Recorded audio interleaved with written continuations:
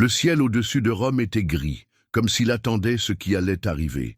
Sur l'immense place Saint-Pierre, des pèlerins de toutes les nations gardaient les yeux rivés sur la cheminée de la chapelle Sixtine. Chaque minute d'attente était une éternité pour ceux qui, à genoux, invoquèrent l'Esprit Saint pour un pasteur selon le cœur de Dieu. Et soudain, la fumée blanche, le signe qui, depuis des siècles, fait battre le cœur de l'Église.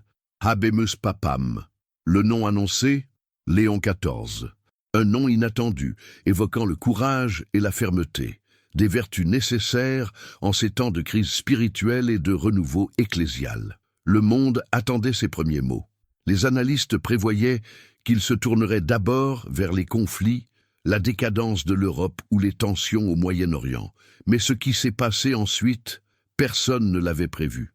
D'une voix ferme, les yeux embués, le cœur convaincu, Léon XIV déclara devant le monde « J'ai choisi le Brésil ».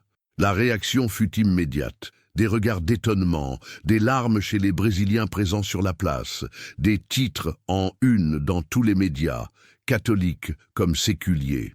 Que voulait dire le pape par ces mots? Pourquoi ce pays d'Amérique du Sud, si aimé de Notre-Dame d'Aparecida, serait-il au centre de sa première décision comme successeur de Pierre? Dans les minutes suivantes, le nouveau pape expliqua que, face à l'immensité de la souffrance dans le monde, l'Esprit Saint l'avait inspiré à regarder là où la foi est forte, mais aussi là où les blessures sociales crient encore, là où la dévotion fleurit, mais où l'injustice étouffe, là où des millions réclament justice, sans avoir jamais perdu l'espérance. Et il ajouta « Je choisis le Brésil, parce qu'en ce peuple bat un cœur qui croit encore, parce qu'au milieu de ces pauvres, Jésus est présent. » Parce que la Mère de Dieu a choisi cette terre pour y répandre des miracles. Et maintenant, je choisis d'être avec elle. Ces paroles n'étaient pas seulement poétiques, elles étaient prophétiques. Elles ont marqué le début d'un nouveau temps. Un temps où le Brésil, souvent rappelé pour ses crises politiques, économiques ou environnementales, était désormais vu par le pape lui-même comme un phare de foi vivante, un signe prophétique pour le monde. Mais que signifie concrètement ce choix? Qu'a réellement décidé le pape Léon XIV? Et comment cela va-t-il transformer la vie de l'Église au Brésil et celle de chacun de nous? Découvrons-le maintenant. Lorsque Léon XIV déclara solennellement « J'ai choisi le Brésil », beaucoup y virent une belle formule diplomatique, un geste d'affection envers un peuple chaleureux. Mais les jours qui suivirent révélèrent que ce n'était ni symbolique ni stratégique. C'était spirituel, c'était surnaturel. Dès les premières heures de son pontificat, le pape convoqua ses collaborateurs les plus proches et déclara « Mon premier voyage apostolique ne sera ni en Europe ni en Terre Sainte. Il sera au Brésil. Car là, Marie attend, et là, Jésus pleure dans les bidonvilles. » Un silence pesa sur la salle. Jamais un pape n'avait placé ainsi une nation du Sud globale au cœur de sa première décision. Mais pourquoi le Brésil? Parce que c'est un pays qui résiste à la mort de la foi. Alors que d'autres régions du monde se ferment à l'Évangile, les églises du Brésil débordent encore de chants, de pleurs, de conversions. Parce que dans les vallées les plus pauvres, on prie encore le rosaire. Parce qu'à l'ombre des gratte-ciel, il y a des mains calleuses qui donnent leur dernier pain à un frère. Le pape voyait en cela un signe des temps, non une récompense, mais un appel. Le peuple brésilien n'a pas été choisi pour sa grandeur économique ou ses paysages magnifiques, mais pour sa foi tenace, sa douleur offerte, son amour marial. Léon XIV affirma ensuite à ses cardinaux « Le Brésil n'est pas seulement la plus grande nation catholique du monde. Il est le cri vivant d'un peuple qui n'a jamais cessé d'aimer l'Église, malgré les scandales. Un peuple qui pleure, mais ne renie pas, qui tombe, mais se relève, qui n'a rien, mais qui prie. » Ce choix dérangea certains diplomates. Il souleva des critiques dans des milieux où l'Église est perçue uniquement comme une institution politique. Mais pour le peuple fidèle, ce fut une consolation. Dans les périphéries, on pleura d'émotion. Des prêtres interrompirent leurs homélies pour annoncer la nouvelle. Dans les couvents, on fit sonner les cloches. Des enfants se mirent à chanter spontanément dans les rues. « Viva au Papa, viva au Brésil, viva Nossa Senhora ». Pour Léon XIV, ce n'était que le commencement. Car choisir le Brésil, ce n'est pas le flatter, c'est l'appeler à devenir lumière. Et toute lumière, avant de briller, doit être purifiée. Avant même d'être élu pape, Léon XIV, alors cardinal missionnaire, avait une profonde dévotion à la Vierge Marie. Il avait prié dans les sanctuaires de Lourdes, de Fatima, de Guadeloupe, mais un pèlerinage avait bouleversé sa vie. Aparecida. Il y avait été envoyé discrètement en tant qu'envoyé du Saint-Siège, bien avant que quiconque n'imagine son élection. Il ne s'attendait à rien. Mais lorsqu'il vit les milliers de fidèles monter les marches à genoux, récitant le chapelet entre les larmes et les chants, il tomba à genoux lui aussi. Dans sa prière, il murmura « Sainte Mère, je suis un pauvre prêtre, mais si un jour tu veux te servir de moi pour ton peuple, je te dis oui. » Ce oui résonna dans le ciel, car ce jour-là, dans le silence de la basilique, le regard noir de Notre-Dame Aparecida le transperça. Une chaleur envahit son cœur. Et au fond de lui, une conviction grandit. Cette terre est sacrée, cette terre est à elle. Lorsqu'il devint pape, ce souvenir ne le quitta plus. C'est pourquoi sa première parole publique, bien que universelle, fut dirigée à ce pays où Marie est reine. Et il dit plus tard, « Le Brésil ne m'appartient pas, il appartient à Marie. Mon devoir est de l'écouter. » Et elle me dit, « Va vers eux. » Dans les évangiles, Marie apparaît discrètement. Mais chaque fois qu'elle parle ou agit, le destin du monde change. À Cana, à Nazareth, au Calvaire. Et maintenant, c'est au Brésil qu'elle parle au cœur d'un pape. Certains peuvent douter, mais ceux qui connaissent la puissance de son intercession savent. Quand Marie choisit une nation, ce n'est jamais sans mission. Léon XIV déclara alors « Ce pays a connu la souffrance, la pauvreté, l'injustice, mais il a gardé la foi. Et c'est dans ces cœurs simples que Dieu veut allumer le feu de la miséricorde. » Ce chapitre marqua un tournant. L'Église ne regardait plus seulement le Brésil comme une grande nation catholique en termes statistiques, mais comme un cœur prophétique. Un cœur marial, un cœur prêt à se donner pour le monde. Et comme toujours dans l'histoire du salut, Marie prépare les chemins du Christ. Si elle guide le regard du pape vers cette terre, c'est que Jésus vient y faire des merveilles. Pendant que les caméras du monde analysaient la décision du pape avec froideur géopolitique, le peuple, lui, réagissait avec le cœur. Dans les favelas de Rio, les familles simples allumèrent des bougies devant les images de Notre-Dame Aparecida. Des vieillards pleuraient en silence. Des jeunes, souvent ignorés par les grandes sphères ecclésiales, ressentirent enfin qu'ils étaient vus par un Père, vus par l'Église, vus par Dieu. À São Paulo, Recife, Belém, dans les campagnes du Nord-Est et même dans les coins les plus reculés de l'Amazonie, on entendit la même phrase répétée avec stupéfaction. Le pape a dit notre nom, il a choisi notre pays. Dans les paroisses, les cloches sonnèrent. Les prêtres, émus, annoncèrent la nouvelle avec la voix brisée. Des messes d'action de grâce furent célébrées à la hâte, comme si un miracle venait de se produire. Et en vérité, c'en était un. Car dans une époque où l'Église est souvent accusée d'oubli, de distance, de bureaucratie, un geste simple du Saint-Père rétablit un pont sacré, le pont entre le cœur du peuple et le cœur du pasteur. Mais Léon XIV ne s'arrêta pas aux mots. Quelques jours après son élection, il convoqua un consistoire spécial et déclara « Ma première visite apostolique sera à Aparecida, et ce ne sera pas une visite diplomatique. Ce sera un pèlerinage de réparation. » Réparation? Oui. Il expliqua que l'Église, dans son histoire, avait blessé ce peuple à certains moments, par ses silences, par sa complicité face aux injustices, par l'abandon de certains lieux périphériques. Et il dit humblement, « Le Christ est venu chercher ceux qui sont perdus. L'Église ne peut pas commencer son renouveau loin de ceux qui ont été laissés sur le chemin. Je veux poser mon pied sur cette terre blessée et y embrasser le Christ souffrant. » Ces mots touchèrent même les cœurs les plus endurcis. Des évêques pleurèrent, des missionnaires oubliés dans les régions rurales sentirent leur mission confirmée. Des religieuses âgées qui priaient depuis des décennies dans le silence des couvents se dirent « Enfin il a entendu !» Et dans les cieux, sûrement Marie souriait. Alors que l'Europe connaît une sécularisation rapide et que de nombreuses églises se vident dans les grandes capitales, Le regard du pape Léon XIV se tourne vers ce que beaucoup appellent la périphérie du monde, mais qu'il préfère nommer le berceau d'un nouveau printemps spirituel. Il ne s'agit pas seulement du Brésil, mais de tout le Sud global, ce vaste territoire souvent méprisé dans les grandes décisions ecclésiales, mais qui porte en lui une foi vivante, une espérance à genoux, une théologie des larmes.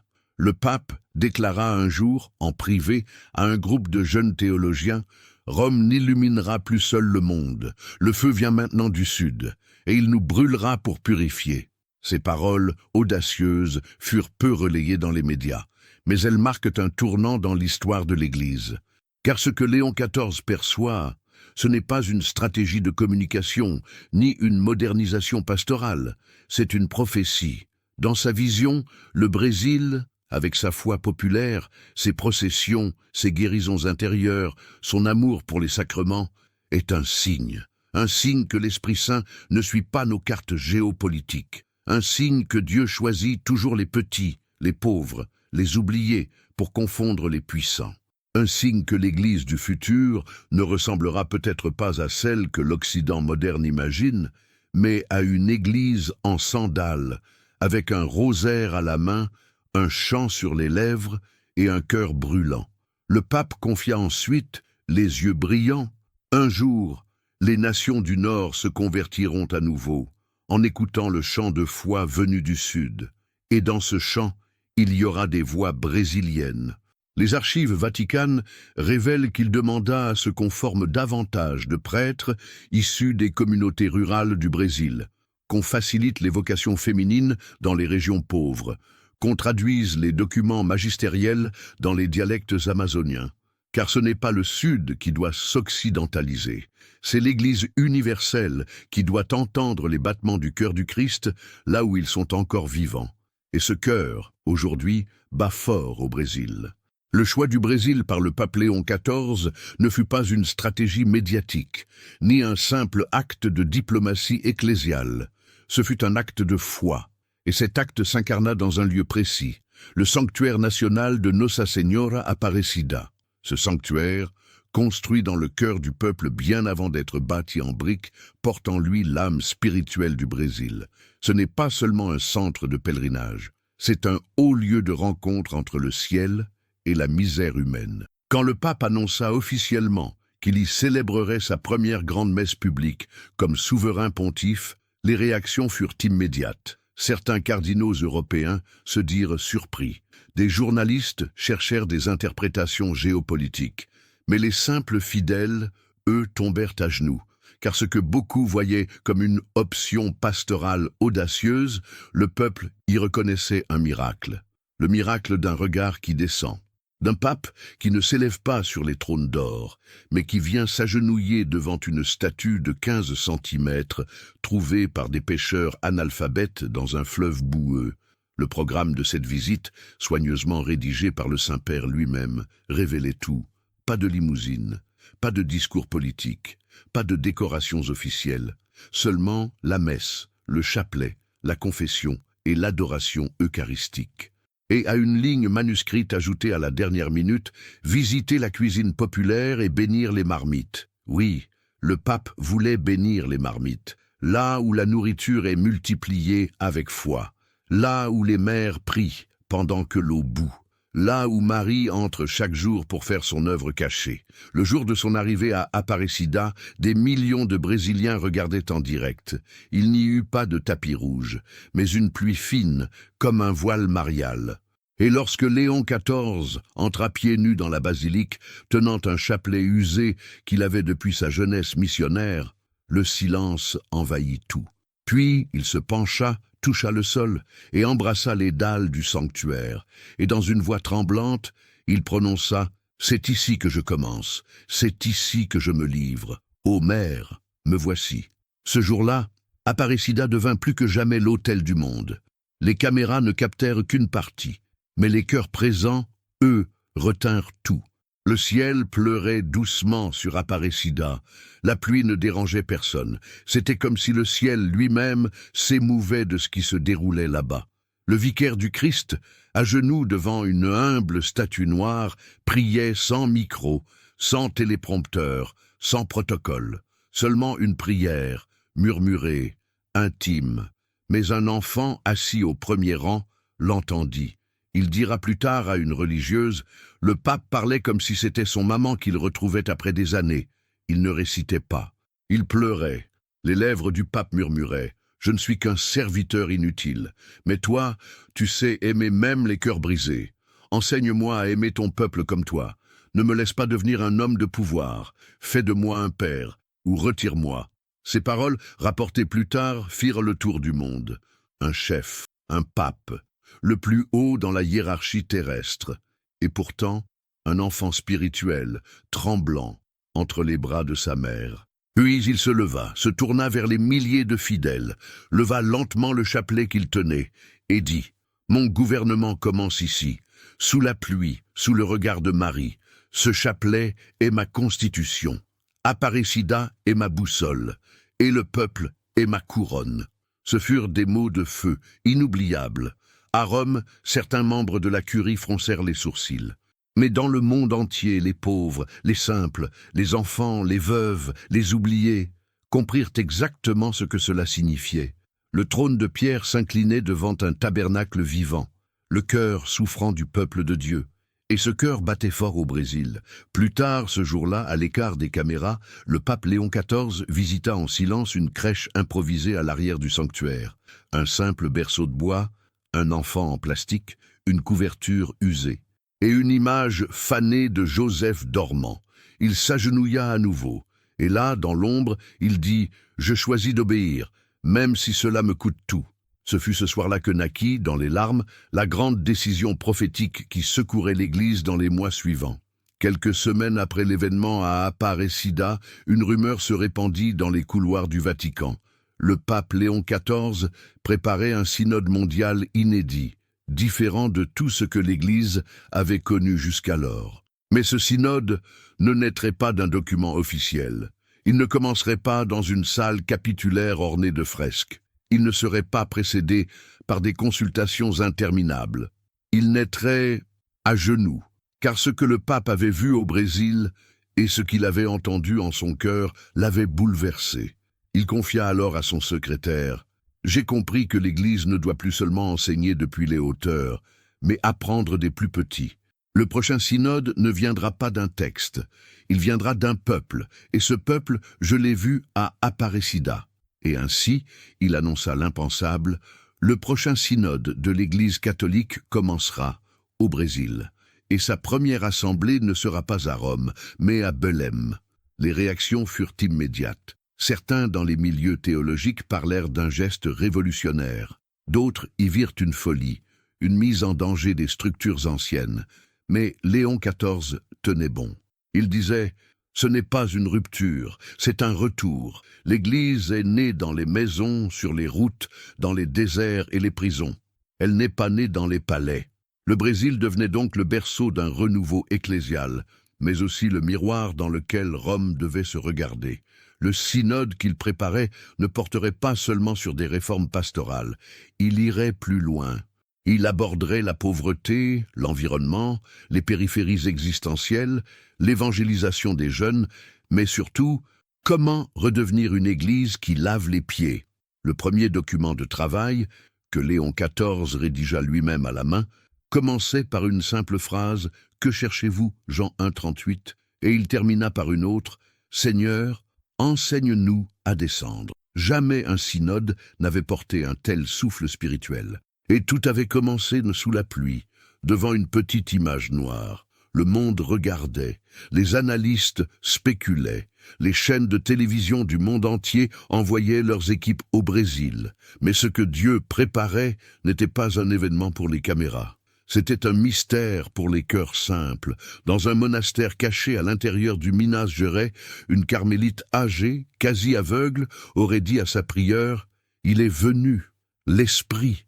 Et il a touché le cœur du pape. Le monde ne sait pas encore, mais une ère commence.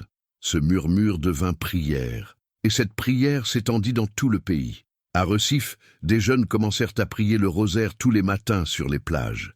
À Salvador, des enfants des rues formaient des cercles de louanges autour d'images de Notre-Dame Aparecida. À Porto Alegre, des prêtres s'engagèrent à confesser tous les jours, sans rendez-vous, dans les quartiers les plus pauvres. À Manaus, des familles installèrent des petits hôtels Mario dans leur maison avec une pancarte écrite à la main. « Pape Léon XIV, nous prions avec vous ». Le Brésil était en feu, mais un feu doux, humble, qui ne détruit rien, mais éclaire tout. Ce fut alors que le pape fit publier un décret simple, mais bouleversant. À partir de cette année, chaque 12 octobre, fête de Notre-Dame Aparecida, sera célébrée dans toute l'Église comme la journée mondiale de la tendresse. Dans son commentaire personnel, il écrivit « La tendresse n'est pas un sentiment faible, elle est la force de Marie. C'est la tendresse qui change le monde, car elle ne s'impose pas, elle s'offre. » Ce décret devint viral. Des millions de personnes dans plus de 70 pays écrivirent des lettres au Vatican. Des paroisses en Pologne, aux Philippines, au Congo, au Liban, décidèrent de s'unir au Brésil pour vivre cette journée. Un peuple missionnaire était né, et le rêve du pape devenait réalité. Le Brésil n'était plus un pays à la périphérie de la chrétienté. Il était devenu, aux yeux du monde, un centre prophétique. Un lieu où Marie avait été choisie pour ouvrir les portes d'un nouveau printemps de l'Église. Ce que peu de gens savaient, c'est que lors de sa visite à Aparecida, le pape Léon XIV avait déposé discrètement un petit paquet doré au pied de la statue de Notre-Dame. Aucune caméra n'enregistra ce geste, aucun discours n'en parla. Mais les sœurs responsables du sanctuaire ouvrirent ce paquet après le départ du Saint-Père et découvrirent une couronne. Pas une couronne précieuse, incrustée de pierres. Non, une couronne simple, artisanale, tressée à la main. Avec un petit mot écrit de la main du pape, je dépose ici la seule royauté qui m'importe, celle de Marie, mère de l'Église. Que son cœur immaculé règne d'abord dans le mien. Ce geste, tenu secret jusqu'à aujourd'hui, en disait plus que tous les communiqués officiels. Léon XIV ne gouvernait pas avec le sceptre, mais avec le chapelet. Il ne signait pas des traités politiques, mais des actes d'amour spirituel. Et il ne portait pas la tiare papale, mais la croix des petits. Dans un message à tous les évêques d'Amérique latine, il résuma sa vision. Ce siècle ne sera sauvé ni par les structures, ni par les débats. Il sera sauvé par les cœurs brûlants. Et ces cœurs, je les ai vus au Brésil. Il annonça aussi, contre toute attente, qu'il retournerait au Brésil l'année suivante. Non pas pour une visite officielle, mais pour un pèlerinage à pied, depuis São Paulo jusqu'à Aparecida. Je marcherai comme un fils, comme un pécheur, comme un frère. Les journalistes furent stupéfaits. Certains doutèrent que ce voyage ait réellement lieu. Mais une chose était certaine, le monde n'avait jamais vu un pape comme celui-ci. Et alors que des millions de catholiques prenaient leur chapelet en main ce soir-là, une seule phrase résonnait partout. Il a choisi le Brésil. Mais ceux qui ont la foi comprennent qu'en réalité, ce n'est pas le pape qui a choisi le Brésil. C'est Dieu qui, dans son insondable miséricorde, a choisi le Brésil pour réveiller son Église.